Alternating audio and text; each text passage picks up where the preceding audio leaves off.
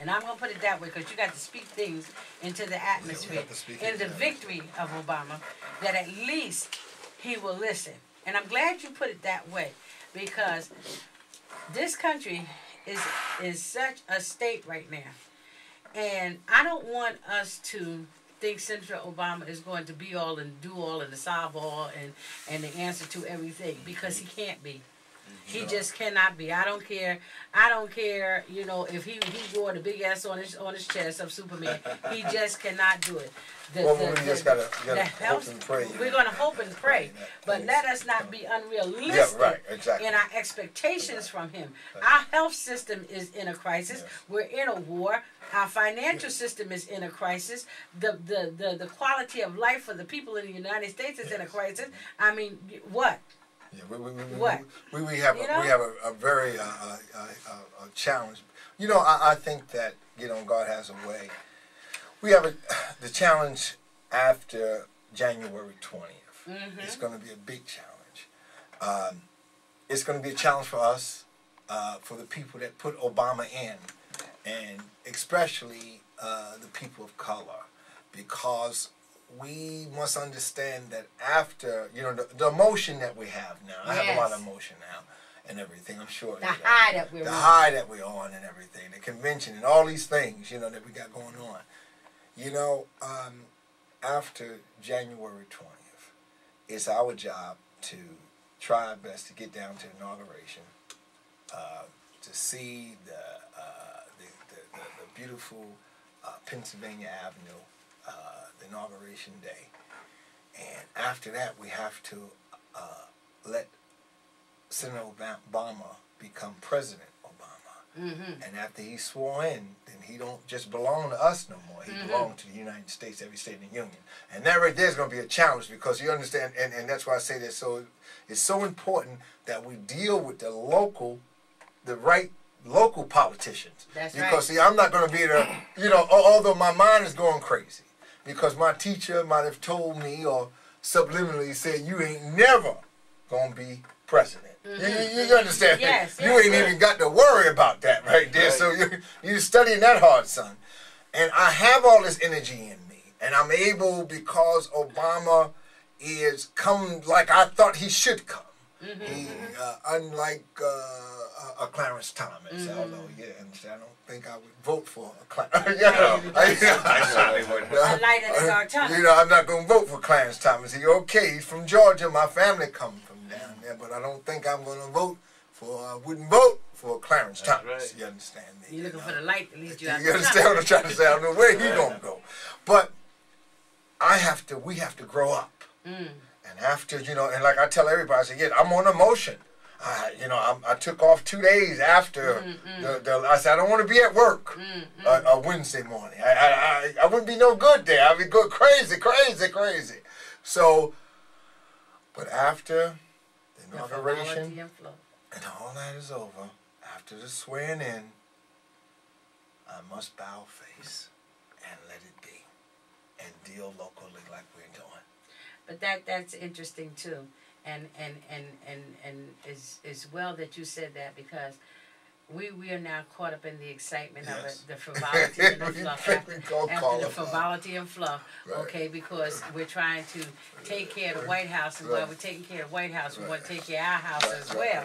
And so that we've got some very serious issues going on with that, but closer to home than it's our house. But as you said, once the frivolity and the fluff is out the way, then we got to come back to reality. And that causes us to do one thing.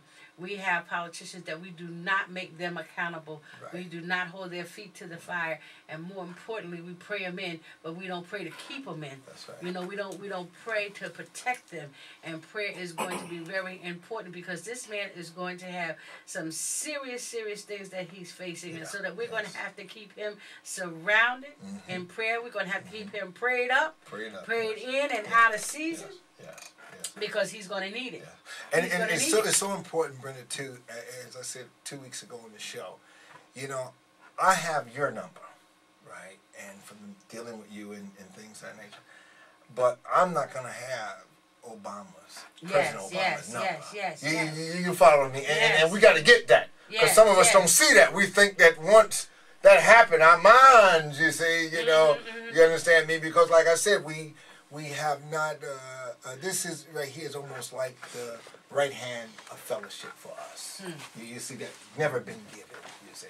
So I have a guest here that's a bit late, and I want him to introduce himself. Pass the mic. Take it out of the thing now. Go ahead. You know, yeah. So the idea is this right here.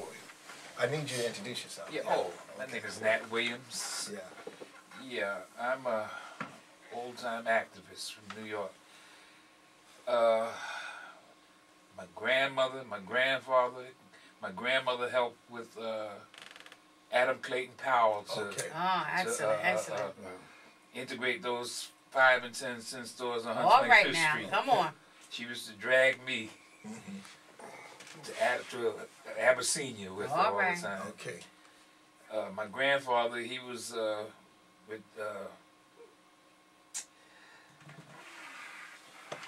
Marcus Garvey. He was a Garvey actor. And I was with Civil Rights Org. I joined the Army and I went to Korea. And I came back, and while I was in the Army, and when I came back, I was brainwashed to think I'm going to go fight for my country and think all of this kind of stuff. But when I came back, I couldn't even get a haircut, which I need now, or on my post, you know. And I came back, I got hurt in Korea. When I came back, I had a brace on my leg, and I was hitchhiking home. I went to a restaurant. 3 white fellas picked me up and took me into a restaurant. We went to go get something to eat. I couldn't go in the restaurant. They said you had to go in the back. Well, these 3 white fellas, they started arguing and fighting with the man. I just stepped outside and got in another car. Somebody else gave me a ride. But it's just the beginning of showing what happened to me. That's when I came back home. I joined the Civil Rights Movement. I joined. Jim Crow was still alive and well. Yes, I had to sit in the back of the bus and all that kind of stuff, you know. In fact, I used to sit up in the front of the bus to ask the guy for direction. And I used to just stay there and watch every guys turn red. He told me, you got to move to the back, and I just moved to the back.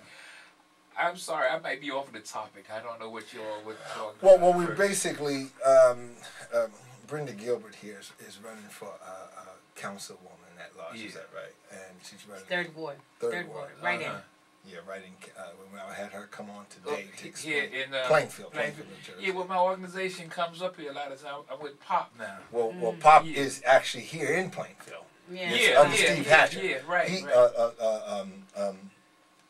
Rosenberg here is a member. Stuart Rosenberg is a member. In fact, me and Rosenberg got arrested together. We were for Plainfield. Oh, you were okay, all right, yeah. So. We know Steve Hatcher very well. Yeah. And Larry Ham, you know him, So I was at the last meeting they had, because I've been sick. I got out demonstrating last year, the back-to-back demonstrations, and I got pneumonia. So I had to check, because I'm the drummer. Right. I'm the one that plays the drum all the time. Okay. But just like y'all were talking about, Roosevelt said back, I think way back the way it was, I say in the 60s, we would fight, it was a black thing, a white, we fight for desegregation and all of that. And that was the most beautiful part of my time in my life. But this is a different time. This is a different time. This is not about black and white anymore. Blacks fighting to get this. This is about Americans fighting to get their rights now. They are taking all of our freedoms away. Secretly, they are taking everything away with fear. And so many people don't understand. They still want to go back to that old white and black type thing. When here's a young man that's on his way out to Hawaii. His grandmother is white. His mother was white. So the idea is that I think sometimes God send the right person in to level the ground. I go back to what Mother Divine said, or Father Divine wife said. She said on the internet, of course, Father Divine. I'm in contact with Mother Divine, and Father Divine goes, God. Now I don't, whatever. That's what he said. Well, okay, well that's between him and God. They'll take care of that. But Mother Divine told the reporter, the reporter asked, why did they send Father Divine in a black shell, you know, black skin, you know? She said, well, God sent him that way. He came that way because so the white folks would have to humble themselves, you know, get rid of their superiority, and the black people would have to get rid of their inferiority.